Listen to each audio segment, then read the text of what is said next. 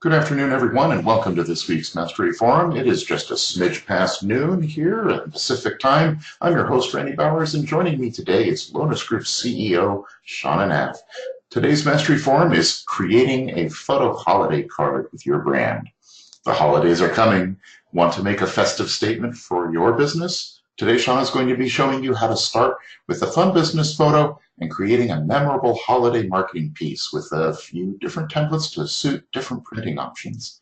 And now I'll be turning things over to our presenter, Shauna Nash. Shauna, welcome to the webinar. Where would you like to get started? Thank you, Randy. I would like to get started with the end result and work backwards. So I'm here at the Shutterfly website, and you might have joined me for my photo book lesson a little bit ago. And so we're at the same place that we were before, but the principles that I'm teaching you here today can actually be used on a number of different platforms.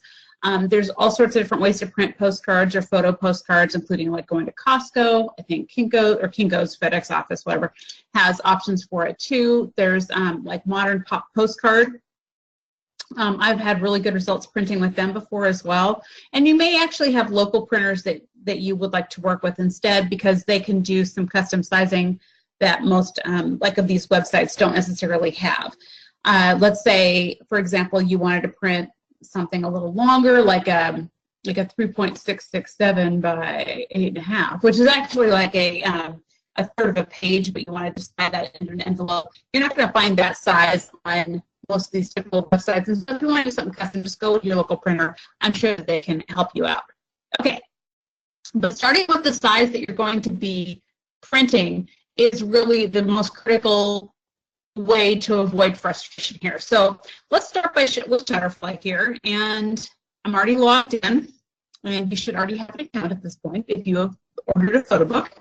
But just go ahead and go over to cards and stationery, and instead of actually looking at all these different cards, I'm actually just going to click on the link, because there's a kind of a cool way to do this. So this is all of, obviously we're in the holiday season, so the holiday cards are going to be first and foremost up on the list here, but you can actually scroll down and you can shop by size. So this is a good way to kind of first just kind of figure out, okay, well, what do I even want? And so today what we're just going to do is we're just going to do a 5x7 flat stationery card, but you can do folded ones, you can do trifold. So if you've got like a lot of photos, this is kind of a fun one to do. I've actually done this 5x7 before for my personal Christmas card, and it turned out great. So really cool. It's a great way to celebrate your clients too, if they're open to being on a card. So lots of fun things to do here. So let's just go ahead and click on, actually let's go ahead and click on photo cards. So not the flat stationery cards, click on photo cards. Okay, and as you come to the 5x7 flat photo cards, you're going to say, okay, well, there's all these like random things here. What do I want to do? What we're going to actually do is show you how to build this in Publisher to use on here, because I think that it will show you enough of the tool and how it works so you can decide to do one of these type of things if you'd like. If you are uploading something that is like just totally branded, you might be thinking, I don't need any of these type of things. But actually, I do recommend that you start with a theme, because there are some cool additions that you can do even within the context of your brand and within the context of the envelopes. So actually choosing something like that is like, in this case, we're going to do a Christmas and holiday card, because the envelope that I want to have printed isn't like a wedding type of, doesn't include wedding patterns. I think I want to do something different. So let's go ahead and click on Christmas and holiday cards. And then when you come here, I would just scroll down and you can choose upload your design. Okay, and then you could just choose the first one, doesn't really matter. And there's going to be lots of cool customization that we can do within this. So here you can see, and within this too, you can choose the 5x7 bifold, so it just opens up. You can do a 5x5 just flat. You could do a 6.8, or you could do the 5x7. You can also choose different types of trim around the outside. You can choose a different type of paper. And then there'll be some envelope options down the road. So now we've got a 5x7. Let's go ahead and we're going to build for that. So I'm going to go ahead and move back to my publisher file now because I'm going to show you the end result, but then I'm going to show you how I got there. Okay, so here's the lovely Cindy Chase. And from her Market Watch postcard, I created this holiday card right here, and I'm going to show you how I did it. As you might notice, this is a slightly different size than this. This is an 8.5 by 5.5 postcard, whereas this is set up as a 5x7 card with bleed. So it's actually 5.25 by 7.25. So what we'll just do is after we build this, we'll just save it as the JPEG, upload it over here, and then I'll show you the different options. Okay, so let's go ahead and close or just minimize this. So the first thing on here is going to be, let's just delete everything we don't need. So let's just start deleting. In this case, I've already saved this as something else. I've already saved, oh no, I have not. Let's save it now, haha. Holiday card, final. Okay, there we go. All right, very good. Delete. And usually when I'm doing my cards, I don't worry about like doing any sort of, I don't worry about the address. I'm not going to worry. Your company may have requirements for the logo. I'm not going to worry about the logo at this point in time. I'm not going to worry about anything like this. And actually, I don't even need this whole second side. Really, all I want is Cindy's logo, her photo, her broker realtor, and I'm going to copy that. I'm going to paste that onto the front. And I'll deal with that in a second. So let's just deal with getting rid of the second side. We're going to delete the entire second page. Very good. I just right-clicked and hit delete. So now I'm just dealing with the front. Okay, so the next thing we need to do, yep, there's another something. All right. So the first thing we're going to do is actually change the size of this piece. So remember, I'm in Publisher. I just go to Page Design, change my size. And because it's not going to be a default one, I'm going to go to Page Setup. And my width on this, I'm going to make 7.25 because remember, it's 7 inches, but I need to account for a 1/8 inch bleed all the way around. So that's 0.125 inches per side. So that's how I got to 7.25. And here we're going to go 5.25. Okay. So now I have done that. Again, I'm not going to worry about this right now. What I need to do now is adjust this background. So to get to the background, I'm going to hit Control-M to get to my master page.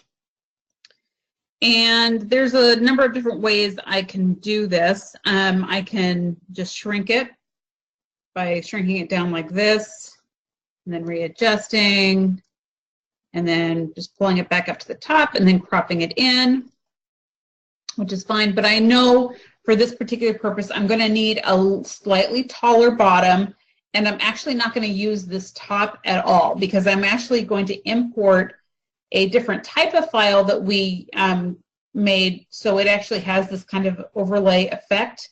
So I'm not even going to use that. So in this case, let me just go ahead and crop out my whole top. I'm going to insert my new top in here. I'll show you how to do that in just a second. And let me move this back over here because I do want this bottom element down on the bottom of this. I'm going to make this a little bit bigger. Very good. I'm going to crop that in. And the types of adjustments I'm doing they're fine. I'm not like really blowing this up really big or anything like that, but that could be, because it could show up kind of pixelated, so just be careful. You can adjust slightly, but not dramatically. And while I'm here, why don't I just delete this master page since I don't need that either. Okay. So now I'm going to go ahead and close my master page. I'm going to move Cindy and everybody over there. Okay, so now let me show you what I meant by this other image. So in your files, and especially if you have had your files formatted by us in the last couple of years, you should be able to see where all of your elements are saved. And if you have your elements saved in a single folder, you can easily go in there and see what is available to you. So if you go into branding and elements. You can see here that there's some interesting other options. Let me blow this up a little bit for you. Okay, so here's this decorative header final, and I don't know if you can see that, but there's some overlay pattern that happened here. You can tell that there might be something interesting going on because this is named as a PNG file. Things that are named generally as either TIFFs or sometimes it's TIFFs, definitely as PNG files, means that there's transparency that is allowed as part of the file.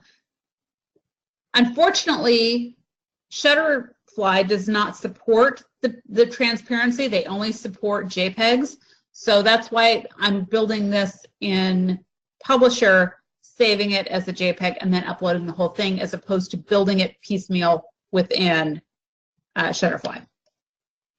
Okay, so let's go ahead and insert this, and I'll show you how cool this is, which you can't really see right now. But you can as soon as I put something behind it. Okay, let's actually just, I'm going to put some color behind that so you can see what I'm talking about. No outline. I'm just going to go ahead and send this to the back. So you see here how we've got this neat pattern. So any image that I put in this background here will actually have that nice little pattern overlaid on it. Okay, so now let's go ahead and figure out what we're going to do about that image. Now, earlier before the call, I went ahead and downloaded a new stock image. Holiday card, where's my holiday card? Okay, I downloaded a new holiday image. I got this off of iStock. So I like how this looked. It worked with the colors. All you have to do is go to iStock and type in Christmas, and then if you wanted to do some inexpensive items, you can go ahead and click on Essentials. And so this was just a 1 credit. So it's about $9. It's about a $9 image. And I expect that we're going to use this for a number of different things. Okay, so here's my image. And I'm going to go ahead and make it the entire width of my document here. And I also, actually, because this overlay piece is going to be on this side, I actually want to flip this image. So this piece will be on this side, and therefore it'll be, whatever I put in the middle will be framed in nicely. So let's go ahead and go to rotate, and in this case I'm going to flip horizontal. And I'm going to just use my arrow keys to slightly nudge that down. And then I'm going to take the bottom and I'm going to crop it up. So that way it is only within, there we go, you can see the white line there. Okay, good. All right, so now what I'm going to do is I'm going to send this to the back. And you may be wondering about the layering effect on this. So because I have this piece on my master page, it actually is going to be locked in the back. And I didn't want to put anything, I didn't want to put this on the master page, because if I did and I inserted this image on top of it, then this would not shine through or show through. So that's why I layered it in that way. Okay, so now let's figure out what we want to do about Cindy. So let's go ahead and move her down a little bit. And remember, this is a bleed file, which means that I'm going to lose 1/8 of an inch on the side, and I'm going to lose 1/8 of an inch on the bottom. So you need to take that into consideration. If you need to go ahead and put in little placeholder markers that remind you of that, that is just fine. In fact, let's go ahead and just do that. Unfortunately, it doesn't allow you, if you have these guides in the back, on the master page, you wouldn't be able to see them. So that's why you kind of have to work with the limitations that you're given there. All right. So we already know that's all going to be cut off. For best practices, I actually say don't put anything that's important. If you're working with a file with bleeds, you've got 1/4 of an inch to the cut and then 1/8 of an inch past the cut. So that means it's 0.375 inches is your safe area. So I would not put anything that is critical, like text, in those areas. So let's go ahead and do another one on the bottom. which means that this logo is going to need to be up above the line, and then this can be just right underneath the line. Okay, let's make Cindy a little bit bigger because, again, this is a holiday card, and, you know, we want Cindy to be really front and center on that thing. So let's go ahead and make that a little bit bigger. And now we're going to center that down below, and we're going to make that a little bit bigger too because we have room to work with. Let's go ahead and make that at least 8 points. And we can center these two things together by shift-click and selecting them and choose Align Center. All right. Move it down a little bit. Looking pretty good so far, right? Okay, so now let's go ahead and save our file. And let's go ahead and put a message on here. Just say like Happy Holidays or something like that.